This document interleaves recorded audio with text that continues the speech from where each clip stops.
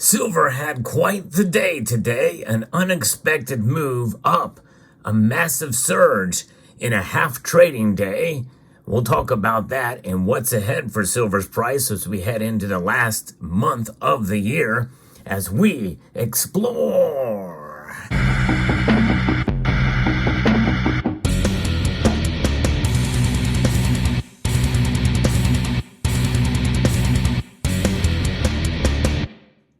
I did a video earlier about gold. I wanted to do two separate videos about the markets and see where things panned out in this half trading day. The markets are indeed closed now because of the holiday weekend, but nonetheless an unexpected surge that we saw in just a couple of hours. Silver rose over 2.5%. 2.57% to be precise. As I record this video here, silver is up 61 cents today, blowing out all of your Black Friday deals out there, which is one reason why I never really focused on too much of the Black Friday stuff.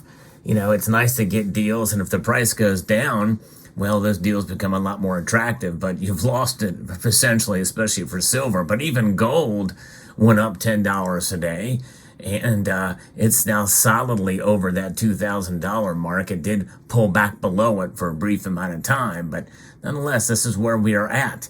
Now, what's important to note here is as silver is sitting at $24.42 an ounce right now, it's 2 cents shy of its all-time or its high today of $24.44. That's important. I'm going to be referencing a piece here from investing.com that is actually a day old, but it gives us some insight as to kind of where things are and where we sit now as we're now above that psychological $24 level here. Where, by the way, we're about $3.50 and change away from my prediction of $28 silver. I guess there's a chance that it could get there. And maybe if we break on through to the other side, so to speak, with silver, I might have a fighting chance that I could be right about silver for once this year. I've been wrong about it for 3 years in a row. But, you know, as I say before, I make these predictions for fun and just to speculate, and I'm going to do it again this year, but it's for entertainment purposes only. I've been right about gold, but wrong about silver. But nonetheless, here's what is the consensus here, and I'm going to give you an idea about where these price marks are based off of what some technical analysis and the like. But we've seen here market participants are monitoring silver as it approaches key resistance levels with immediate focus now, and now surpassed the $24 mark. And then on June's peak, so back in June, it did get up to $24.52. We are now 8 cents, or well, actually right now we are a dime away from that peak. That provides resistance as trading, as we'll continue here on Friday, half a day. Silver prices really will continue to be very interesting to see and watch as the markets open up on Sunday night in this Cyber Monday. So this kind of activity and this kind of movement, especially in such a short amount of time with this surge, and I consider anything over 2% to be a pretty substantial increase in prices, or decrease if it moves the other way in a single day. Now, this does not change the overall fundamentals of the precious metal and really should not.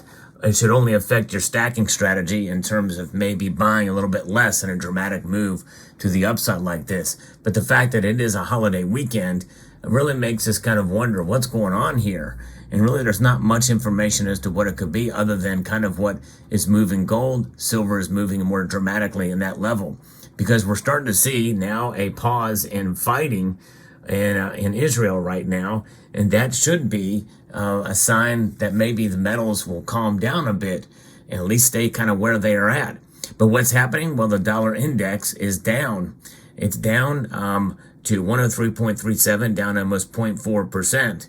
And so you've got that with a mixed reaction on the stock market, with the Dow Jones Industrial average up 117 points, but the NASDAQ down 15 points, and the S&P marginally up over just about 2 points. So there's a lot of different things that are going on here. And it's a mixed bag there, with crude oil now down 2.5% to $75.18 a barrel.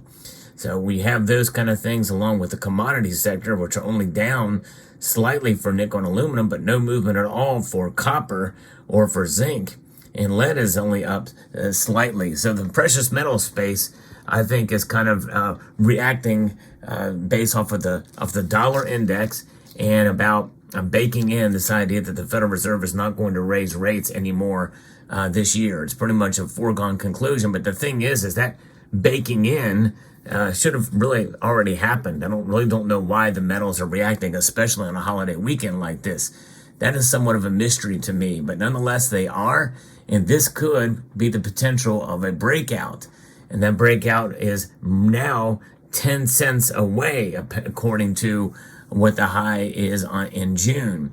And then, once we see that psychological barrier of $25, that will be ultimately aiming for the year-to-date high of $26.12.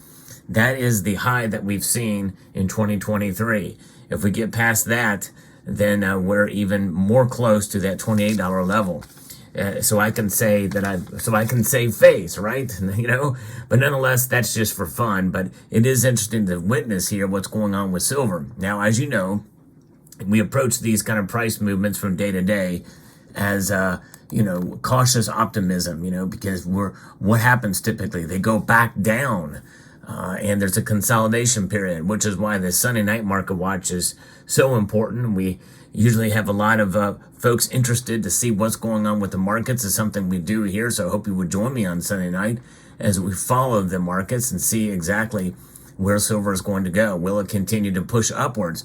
I think if it does, then I think we very well could see next week with a bullish move to breaking that June high and pushing up towards $25 an ounce. If we start to see them consolidate or pull back a bit on Sunday night, I think that means that we're going to be trading in the range around the high $23 or low $24 range for silver as we head into next week.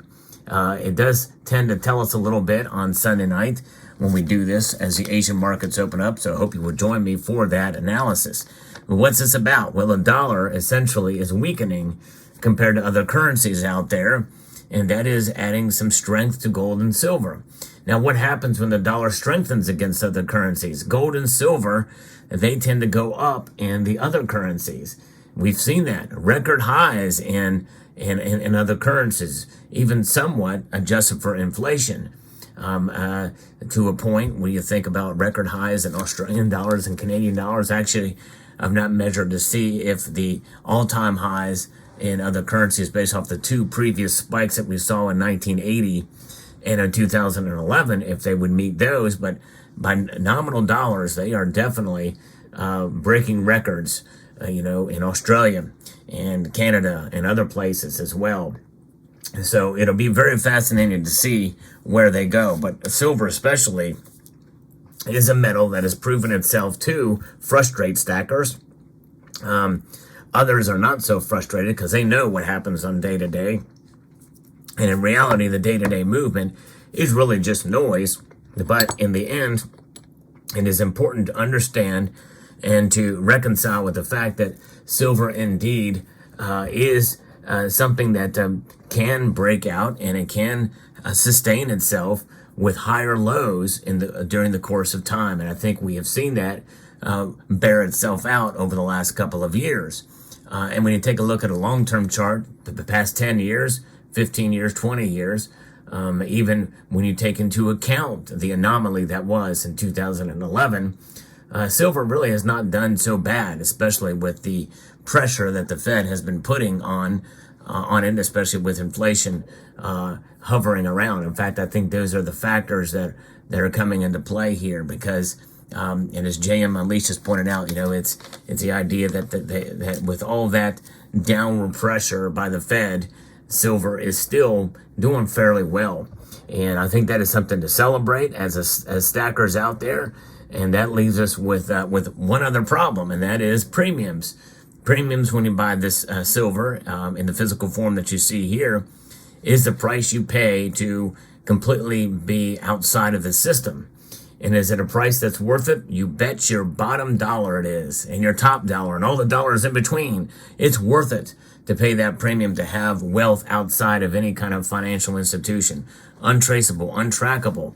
Now, obviously, there may be receipts depending on how you buy it. And obviously, if somebody else knows you have it, well, there's that. But nonetheless, there's no real other mechanism for it other than just being what it is. Its physical form that you see here is something that is profound and paramount. And I think that's one of the most attractive one of the most attractive things about silver is the fact that it is physical, it is beautiful, and it is in your possession. And the bars that you see here, there you can find beauty in them. You can find beauty in different types of coins and rounds out there, even the low premium stuff. Silver is a remarkable metal, and the fact that it can be finished in so many different ways, I think, is pretty amazing to give a very nice brush look to a very shiny and polished look. It matters not. Silver is silver in the long run, and that is something that is quite substantial.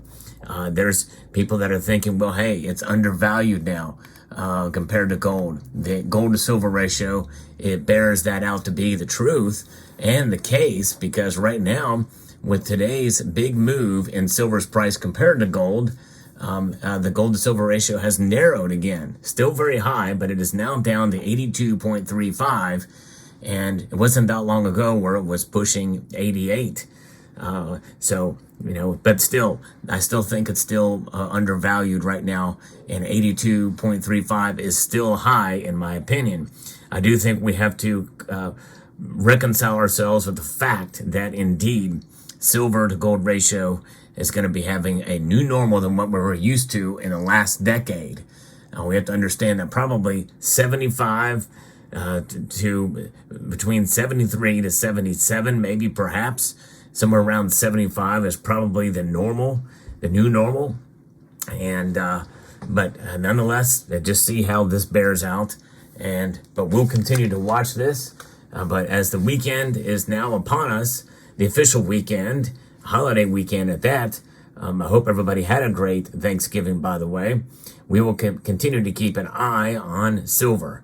So I hope you found this video informative, insightful, and educational. If you did, I hope you will consider subscribing to the channel if you found value in this. And share this video as well and press the thumbs up button. And I would like to extend a multitude of gratitude to each and every one of you for watching.